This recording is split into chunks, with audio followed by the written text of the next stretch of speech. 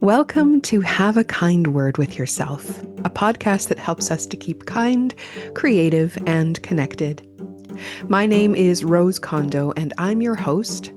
I'm a poet, a performer, a frequenter of charity shops, and I love connecting with communities. And here we are with the final episode of this first season of the podcast. I have loved my chats with fellow creatives, and today is a super duper special guest to finish the season. My guest is the brilliant composer of the beautiful music in this podcast. We use the word kind to frame our chat. We talk about creativity and flow, about being highly sensitive people, and how to keep our kindness cup filled up through self-care. Before we start, I'd love for you to take a moment to think of something you can do today to be kind to yourself. It could be a small act, like maybe it's putting on a really comfy piece of clothing, or writing a nice message to yourself on a post-it and sticking it on your mirror. When we can do little things to top up kindness for ourselves, it just helps us to be more resourced, to be kind to the folks around us. Okay, let's get the final episode of this first season and its kind words rolling.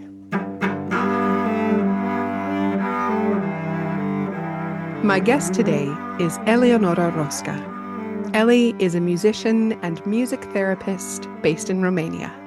She studied in the UK and holds a Master of Music Therapy Nordhoff Robbins from Goldsmiths University of London. After 10 years in the UK, Ellie has settled in Oradea, where she works as a music therapist and co-founder of the Comusica Association. Her vision is to make the benefits of music therapy available to as many children and adults with special needs in Oradea and beyond. I've had the joy of collaborating with Ellie on some music and poetry projects, and she is the amazing composer and creator of the music you hear in this podcast. Welcome, Ellie, to Have a Kind Word with Yourself. Thank you so much. What a lovely introduction. I wasn't expecting that. And yeah, thank you so much for having me. What a privilege. Oh, well, it's a joy Thank to have you you. join. And I would love to know, to start us off, what are some kind words that you've heard recently? I've just come back from a course in Bristol, a supervision course for music therapists. So the word safe was circulating, and just the idea of feeling safe in a space of creating safety for people so they can be themselves and just be authentic. Another word was gentle, soft. Yeah, these three words, safe, gentle, and soft, came up a lot in our conversations these last few days, which I think for me are, let's say, words that I think of when I think of kind, because I think kindness is related to safety. I think if people feel safe, then kindness flows much more easily. That is beautiful. Safety and gentleness and softness. It's really, really a valuable part of kindness. And it's not often something you would associate with 3 or 4 days of supervision and training. So nice that that was so present for you in that time. Well, before we get into our kind chat, I have a couple of other questions. And one of them is, so you and I have known each other for a number of years now. And I wondered if you can remember back to how our paths first crossed. Yes, and I think that is nearly 10 years ago. No. I Wow. think so, more or less. I remember seeing you perform. I think it was in Slowit or Slackwaite, and I saw you perform The Geography of Me, I believe. I'm not sure, but I think it was that one. And you spoke so much to the very deep corners of my soul that not many things reach to. Wow. Um, and I said, I need to meet this person and I need to collaborate with this person in whatever way, or just have her as a friend. So I didn't speak to you then, but I found you on Facebook, and I think I just reached out to you and I said, please, can I just, be in touch with you and have a little bit of you?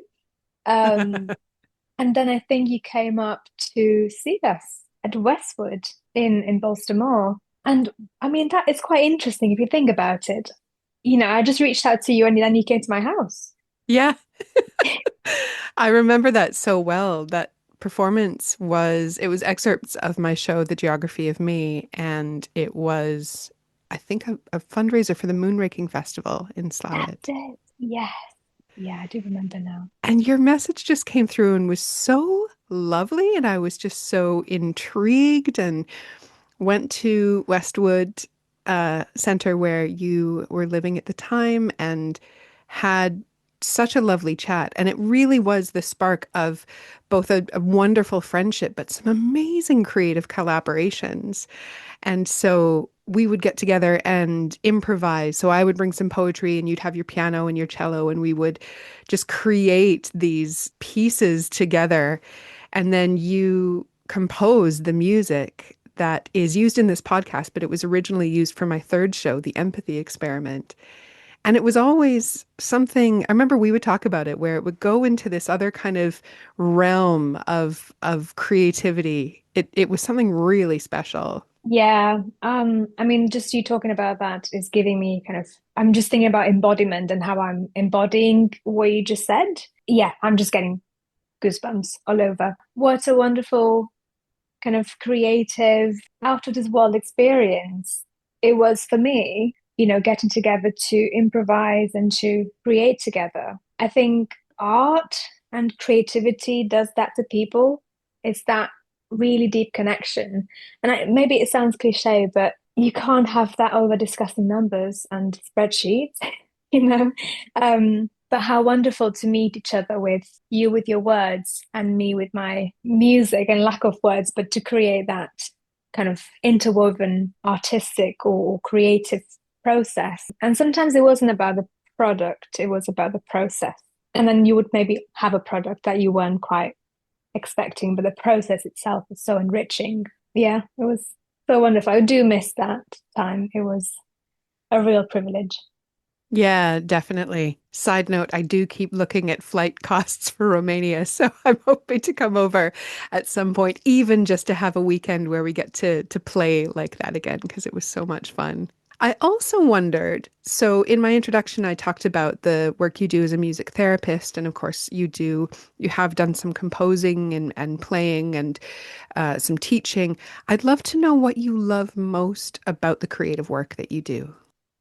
I think the first thing that comes to mind is how the creativity can be part of various processes, whether that is in my music therapy work, and in that sort of area of my work. I love how creativity can facilitate, I'm not sure that's the right word, but it can facilitate deep connections with people with special needs, which society possibly deems as invisible or useless in fact, to the society. So I think here creativity offers them an outlet for self-expression, for searching for areas of contact with someone who's nonverbal. And I think what's a great way to connect with somebody in who is just not able to access the world in the way we do, but to access it through music and to access personal and human relationships through music. So yeah, in that area of work, I'm thinking of creativity in relation to music therapy. And then in terms of my own music making, I love how creativity can foster a state of flow, Yeah. the state of flow. So I'm thinking of flow. I think it was Mihai Csikszentmihalyi, a Hungarian psychologist, that came up with that term, the state of flow, which can foster a deep connection to yourself, where time is just, you don't have a sense of time anymore, and you are able to be fully absorbed in a process. And I think that is a way of self-care for me personally, as a creative person who uses music in my everyday life. But Yeah, I think that is a way of finding things out about myself. It's almost like I'm allowing my body to do what it wants to do and let the subconscious come alive in my musical kind of improvisation, maybe between clients or at the end of the day when I need to let go of some heavy things and let the unthinkable or the unthought known just come alive without putting words or labels to it and just allowing it to transpire or allowing it to flow out of me. Does that make sense? Yeah, that makes a lot of sense. And there's a lot of words that really stand out in that, thinking around flow and process. And I think that is often a tool for self-care is to find the thing that can bring you flow. So you're out of the busy critical mind and you can just be present. And it's often suggested to be things like going for a walk or, doing something you don't have to think a lot about. Like I sometimes find might sound a little funny, but I find flow in washing the dishes because it's warm and it's doesn't require a lot of thought. And so that part of my brain can just go a bit quiet and other things can come in. But I love what you're saying about that being a tool for your self-care in relation to your work as a music therapist, that you see that evidence through the day of the power of connection and self-expression through music for people who are nonverbal, for people who have learning difficulties, to be able to connect in that way, and then using it kind of for yourself at the end of the day as a way to decompress or to release some of the energy or challenges you find in the day. I think that's really incredible. For sure. And this might come up later, but I also think of music, this tool that I've been using for many, many years.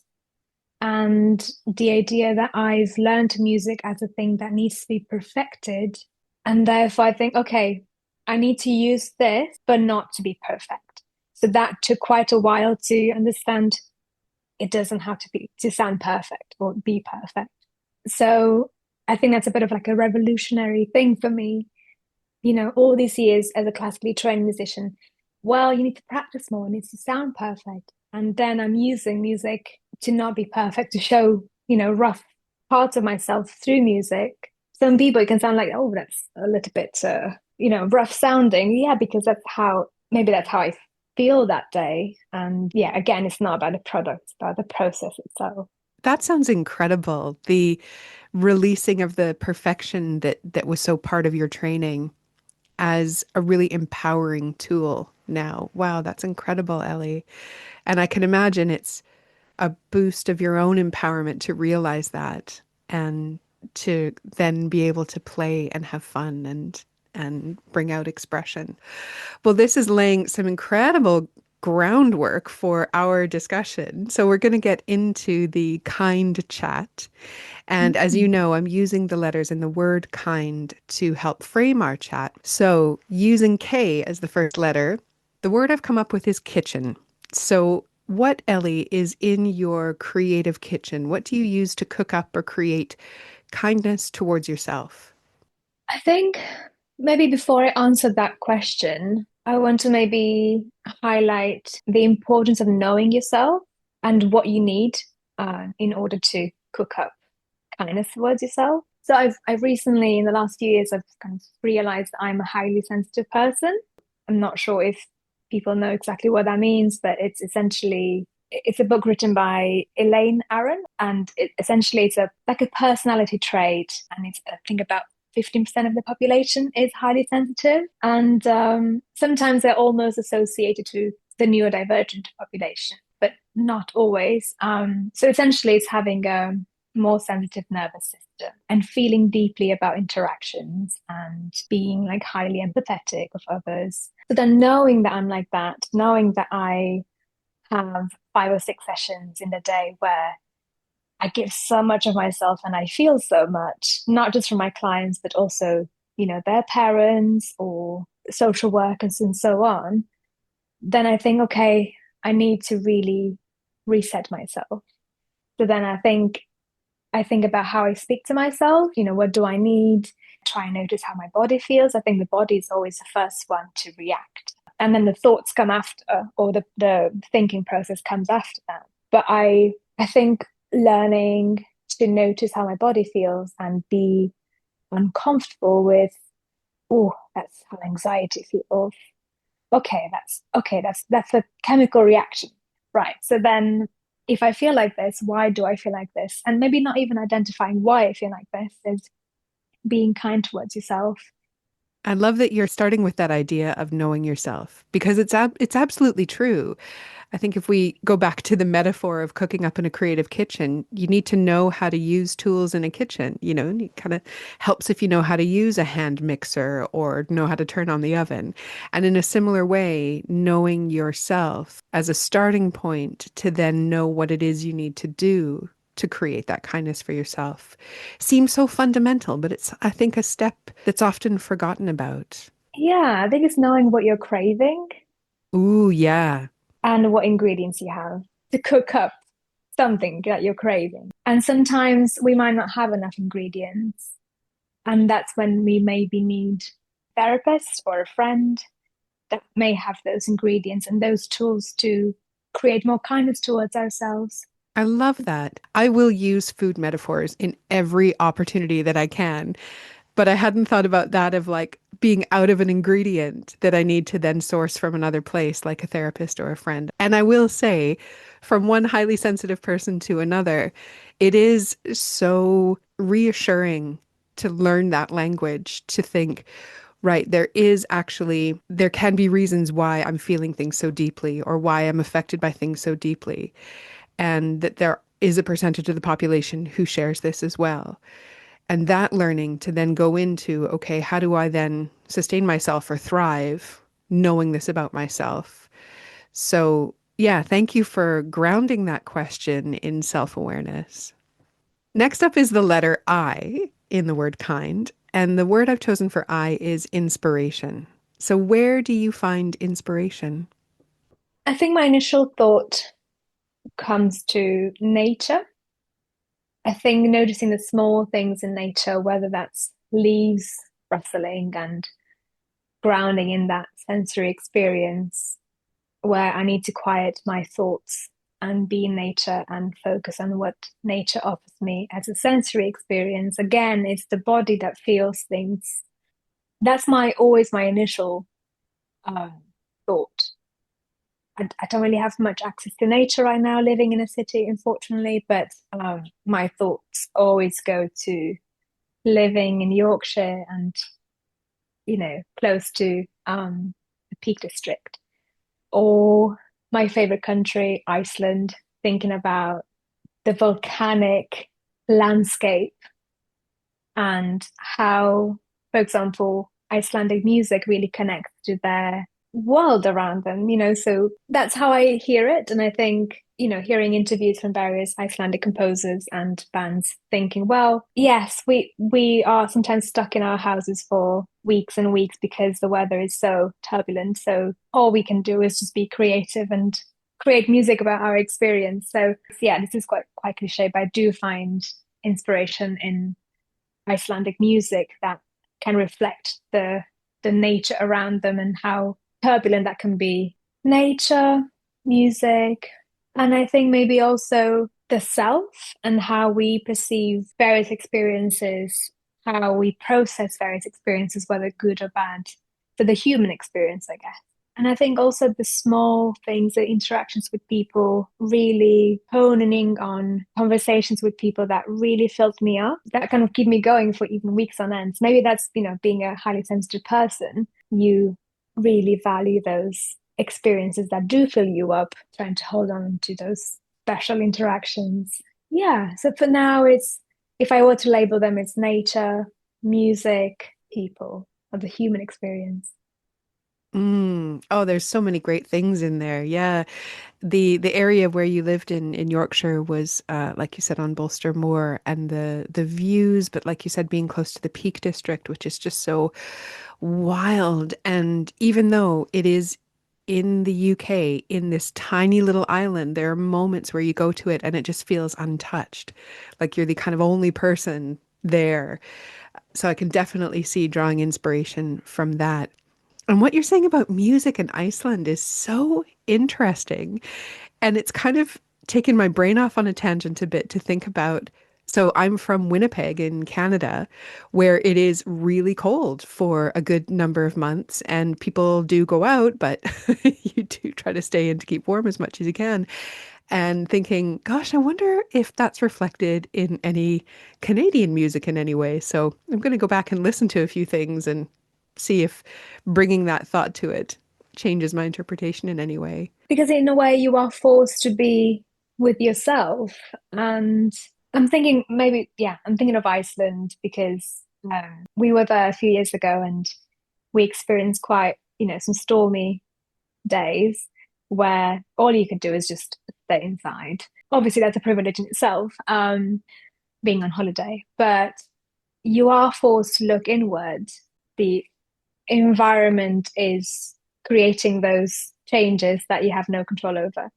So then you are maybe forced to look inward and think of the human experience. So yeah, I'm really curious about Canadian music now, especially, even further up north. Like, what does that mean for people? Yeah, what's their human experience being forced to maybe go through the wintering process? Yeah, absolutely.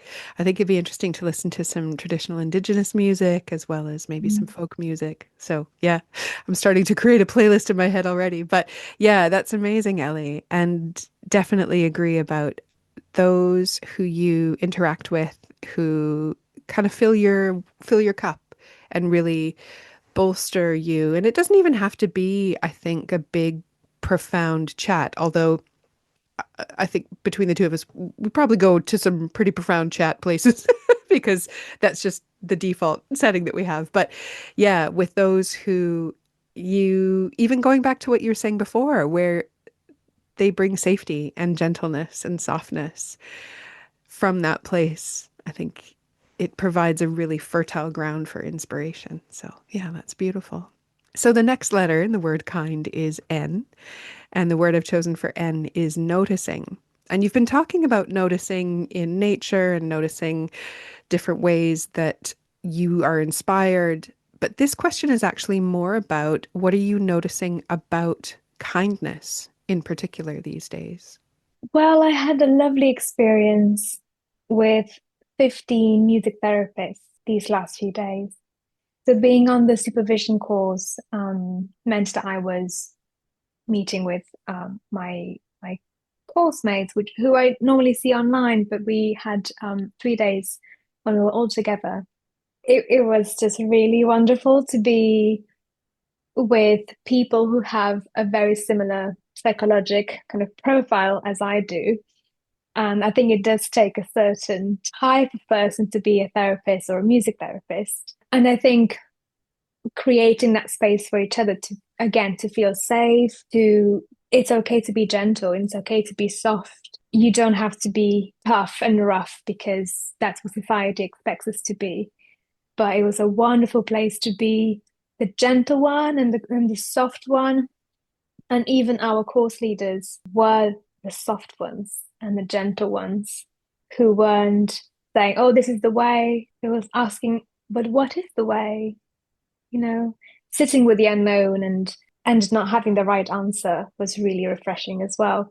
So I think going back to kindness, it wasn't extravagant or dramatic ways of showing kindness to each other. It was just in the space that we were allowing each other to be, whether that was talking about our own experiences in our own music therapy settings where we work, or working with our own supervisees who we are supervising for this course. It felt that the first sign of kindness was in our attitude towards each other and allowing the space to be. And even in the way we were able to bring up situations from our own therapy work that we do with clients, or our own supervising work that we do with our supervisees in preparation for this course. It just meant that the general feel was it's a safe space where you will encounter kindness, so you can bring really difficult situations, and I mean really difficult situations. And it wasn't an announcement at the beginning, someone saying this is a safe space, because that doesn't really do anything. You have to feel it, you have to embody it in order to feel safe to do something. So I think always being around music therapists is such a refreshing experience. And a lot of my friends are music therapists, and I'm very privileged to say that. But it's such a refreshing experience because in our trainings, we are really taught to listen, but listen really carefully to each other. And I think maybe kindness also sits in that, the listening and the allowing of the other one to be, feel, and say. I think that's really powerful. So I think kindness is, for me, the way I've experienced it in the last few days, is it wasn't about what somebody, did for me. It was the allowing space to feel safe and to share. And I think in 3 days we got through some very difficult kind of situations from our work or our supervision work. And I think that's really refreshing that you are able to do that in 3 days. It doesn't take weeks, but we all felt safe with each other. And I think that is really kind. Feeling safe in your society, that's quite huge. I don't think it's very often the case, but in that room on the campus somewhere, we were all feeling safe with each other to feel things and to say things that we would normally do. Yeah, that sounds incredible. What a gift of an experience to have, knowing and hearing from what you're saying about the fact that as music therapists, you're out there in your work encountering positive things and challenging things and difficult things, and bringing everybody together for shared reflection and empathy and listening is incredible. And also the intention behind that, the intention behind creating a space for that to be able to happen is beautiful. And it makes me wonder about how else this can be replicated in other spaces, because obviously this was a 3-day experience for you, and I imagine the next supervision won't happen for a period of time. So holding on to that feeling is really important, because you do then have to go back out into the world. You do have to go back out into dealing with challenging and difficult situations. It makes me think of the times I've hosted poetry evenings. I run a monthly night in Huddersfield at the Lawrence Batley Theatre called Attic Stories. And there have been times where I'm reluctant to end the evening because there's been such a lovely sharing of poetry and words and fellowship, and I can see new friendships starting and old friendships being nurtured. And I've joked about how, like, should we all just bring sleeping bags and have a sleepover here? Because it feels so nice to be in that. And some people might say, well, yes, that's a bubble. That's not really reality. That's not dealing with the challenges. And there is privilege associated with that. And all of that is true. And it also can equip us to then go back out and face the air quotes real world and face those challenges and those difficult times. Yeah, that sounds really powerful. You're charging your batteries in a way. So then you can go out there and face the world. Growing up, I always thought, oh, I'm too soft. I need to toughen up and I need to be more vocal. But it was so encouraging to see the course leaders saying a few words here and there. And in the same way that I would do it, I think, oh, I don't have to constantly be the one that knows it all, or has to be very vocal about what I know and what I believe in. It's okay to just be and not share your points of view very strongly because this is how it should be. And it was so refreshing to kind of feel mirrored in that way by other people. Yeah, I love that. A recharging of batteries.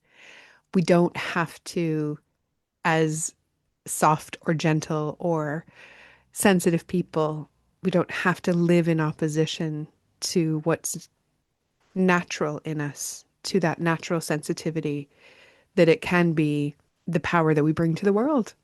And that also needs repowering. Sometimes that does need recharging. Definitely, yeah. It's only recently that I've been hearing this from either, a therapist or a friend saying that, yeah, but the world needs more gentleness.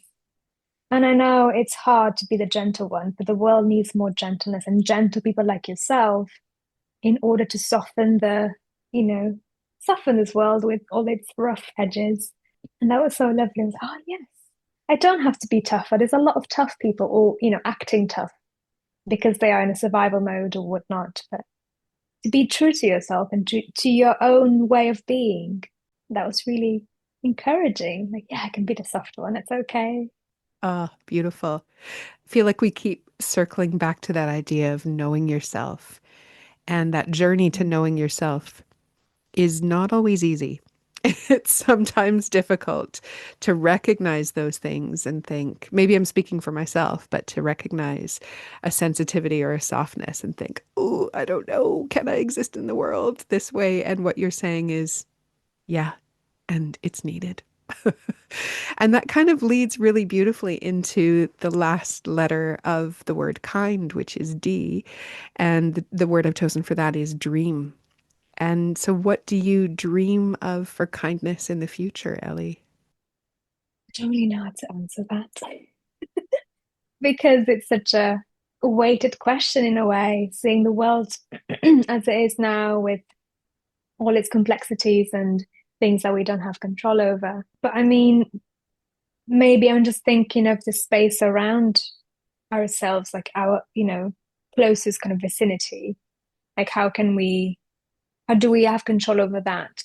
And I'm thinking maybe in relation to my music therapy work, for example, it's seeing maybe my community around me and creating more opportunities for people with disabilities to be more present in society in order to, I don't know what the right word is, but to create more sensitivity in the society around us. In Romanian, we have a word, a sensibiliza. So like, I don't know how to translate that in English. I'm sure there's a word. But to create more sensitivity in people. And that, I think that means to see, to create more opportunities for society to see people with various needs and make them realize, oh, actually, these people exist around us. And what can I do in order to create a better world for them? Whether that means, oh, I should probably start parking in that disabled parking spot or blocking an entrance or whatnot, in whatever small way, because I think kindness is not, again, it's not big, it's not dramatic. We don't really see it as in our everyday news.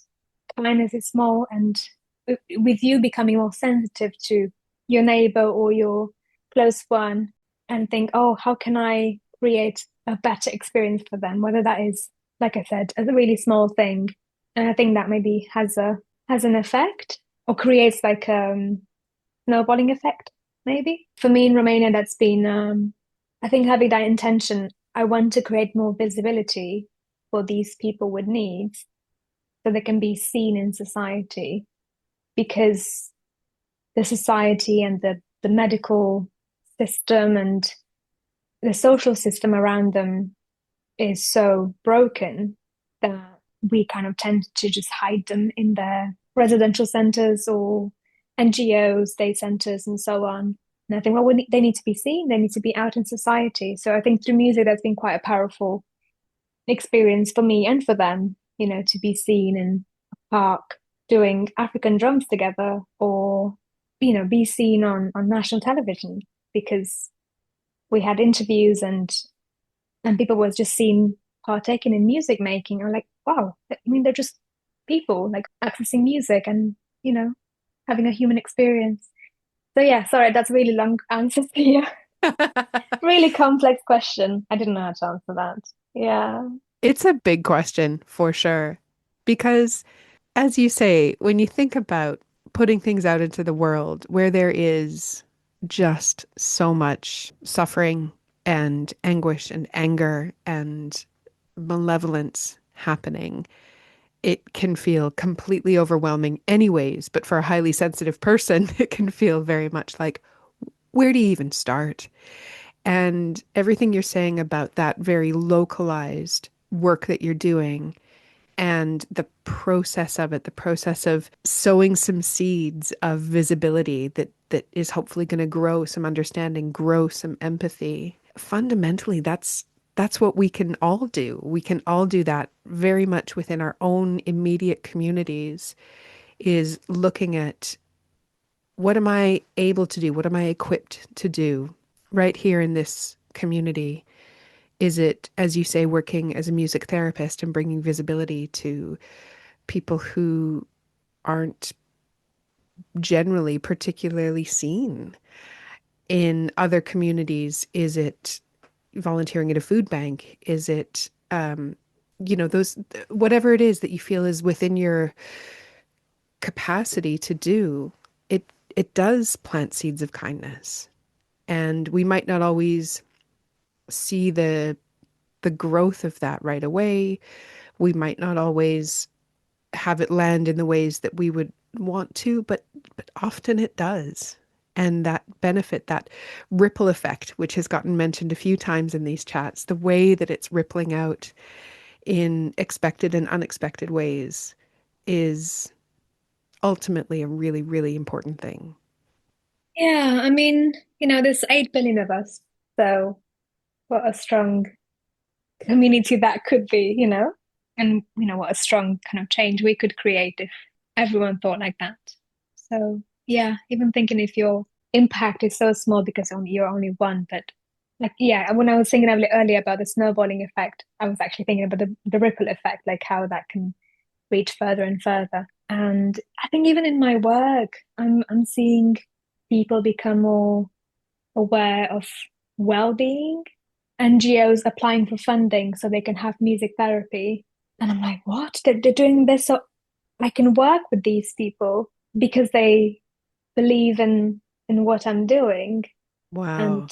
and it doesn't have to be necessarily like functional, working on functional skills in music therapy. That can also be done, but they're applying for funding for these reasons, which is the well-being reason. Like, wow, we're putting an emphasis on well-being. So, that gives me a lot of faith in society, in Definitely. humanity. Yeah. Yes, definitely.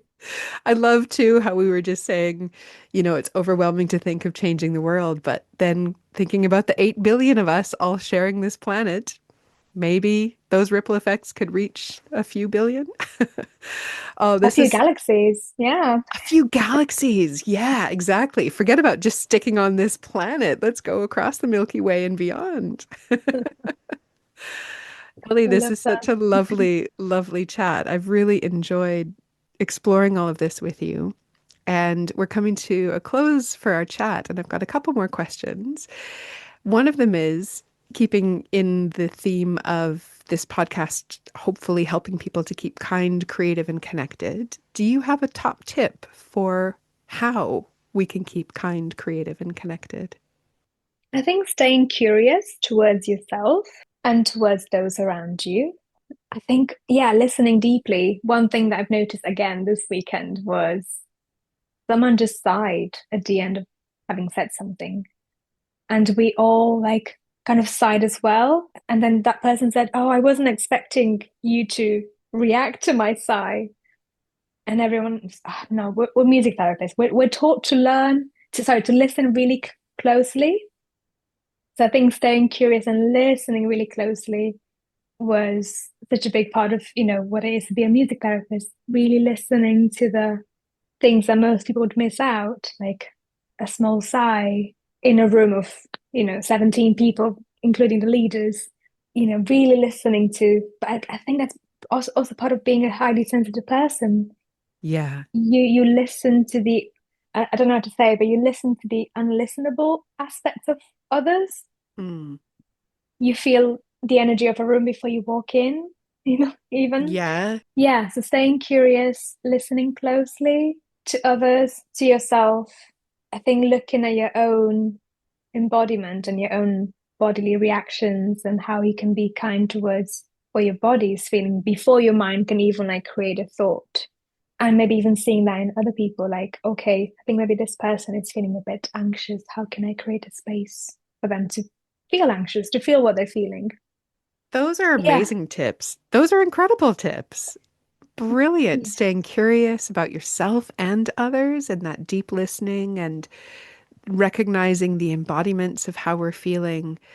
That just is so much to do with empathy and care and kindness. So, yes, brilliant, brilliant top tips. Ellie, before we finish, I mean, I could talk to you for days. And may we soon meet up in person with our beautiful creative tools and just play. But in the meantime, I wondered, do you have anything that you would like to tell listeners about that you've got going on or anything you'd like to plug? Well, in terms of music therapy, I am currently looking at offering courses in Romania for practitioners that either use music therapy already or or don't, or just curious about it. So I'm looking at sharing the Nordoprovince approach, which is a humanistic approach, person-centered approach to music therapy. And it looks at serving the individual that you're working with. So I think that is quite a powerful introduction to humanistic thinking in Romania because the Romanian context is quite let's say pedagogical, and this is how it needs to be, and that stems from obviously past experiences of the Romanian people, even when psychology was forbidden for about 13 years in the 70s and 80s, so people didn't have access to that, and what a snowball effect that had even to today's generations. So I'm currently researching that as part of a different project, which will be presented at the World Congress Music Therapy. I know. That's amazing. Oh my gosh. So keeping all of that in mind, I want to make this available to more practitioners because I'm offering the sessions. It's, my impact is within my local vicinity, my local community. So I'm just hoping to share this with a wider community in Romania. Wonderful. Well, shall we share your website and links there in the show notes if people want to find out a little bit more information? Sure, yeah, for sure, definitely. They can keep up with my activity in Romania and beyond. And beyond. Oh, Ellie, wow. This has just been so uplifting and affirming, and there's been such warmth. Thank you so much for sharing your insights and for really delving into the work you're doing as a music therapist. But I think there's a lot that can be related to in any capacity, in any work, in any creative pursuits that you're doing. So thank you so much for spending this time with us and sharing your wonderful words. Thank you so much.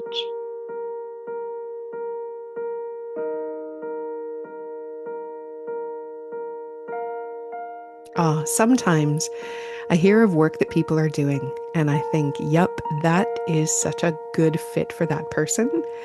And listening to Ellie talk about her work as a music therapist is such an example of that. A highly sensitive person bringing care and listening and empathy and kindness to her work, and it being work that might ripple out into changes and perspectives in her community. It's just beautiful. And maybe these conversations create a bit of a ripple too for reflection and getting to know ourselves a bit better and creating space for kindness for even a few of the 8 billion of us on Earth. Big gratitude to Ellie, and I'll be sure to share her links to her work in the show notes. And big gratitude to you for listening. The next season of Have a Kind Word with Yourself, the podcast, will be coming out later this year, and there are going to be more fabulous guests. You can follow me and my work through my website, rosecondo.net, and there you can see amazing illustrations by the wonderful Neve Wood, also known as Little Badger. Our beautiful music has, of course, been composed and recorded by today's guest, Eleonora Rosca. Please share this season with folks you know And I'd love it if you dropped a comment or a review too. Help us to keep kind, creative, and connected.